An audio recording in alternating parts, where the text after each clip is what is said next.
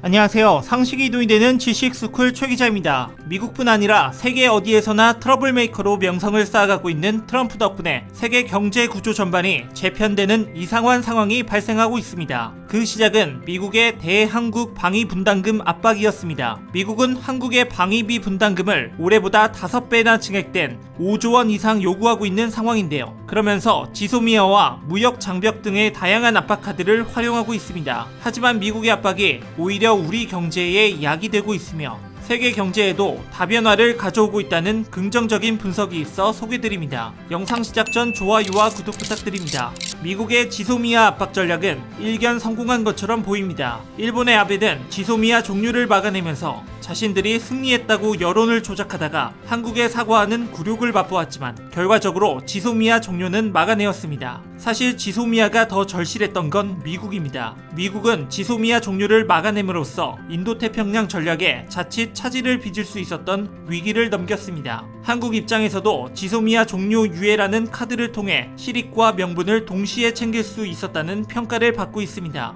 더 이상 일본의 수출 규제 및 화이트리스트 문제를 강제 징용 판결과 연결짓기 힘들게 만들었으니까요. 사실 한국 입장에서는 지소미아 양보를 통해 미국과의 방위비 분담금 협상에 목소리를 높일 수도 있게 됐습니다.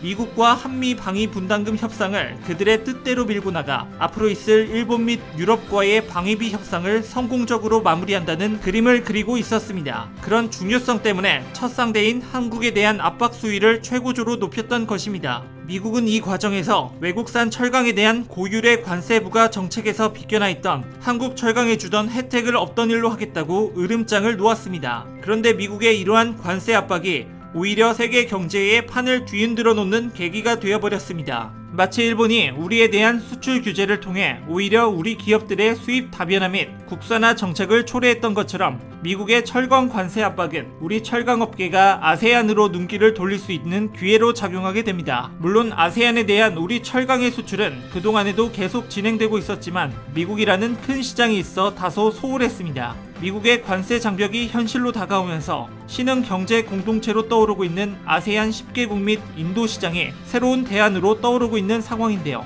사실 아세안은 일본과 중국의 철강사들이 시장을 선점해 놓은 상황입니다. 한국이 소홀한 틈을 타서 말이죠. 그런데 트럼프가 건드리지 말았어야 할 철강 문제를 건드렸고 한국의 철강 기업들은 반도체 소재 문제로 일본에 경험했던 것처럼 더 이상 미국 시장에만 안주하지 않게 된 것입니다. 현재 아세안 각국의 철강 수입은 중국과 일본 그리고 한국 철강에 의존하고 있습니다. 중국의 수출량이 가장 크고 그 다음이 일본입니다. 하지만 그야말로 가성비 좋은 한국의 철강이 최근 문재인 대통령의 신남방 정책과 맞물려 아세안의 수출량을 늘리기 시작한다면 한국으로서는 더 좋은 기회가 될 가능성이 큽니다. 트럼프의 고관세 정책은 미국 내에서도 철강 수입 회사들인 자동차 회사들로부터 비난에 직면한 상황이기 때문에 우리는 꽃놀이패를 손에 쥐고 즐기며 기다려도 될 것 같습니다.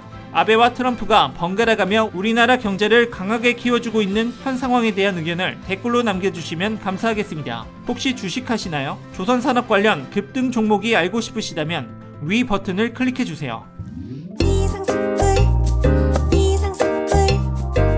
주식을 모르면 이상스쿨. 주식 모르니 이상스쿨.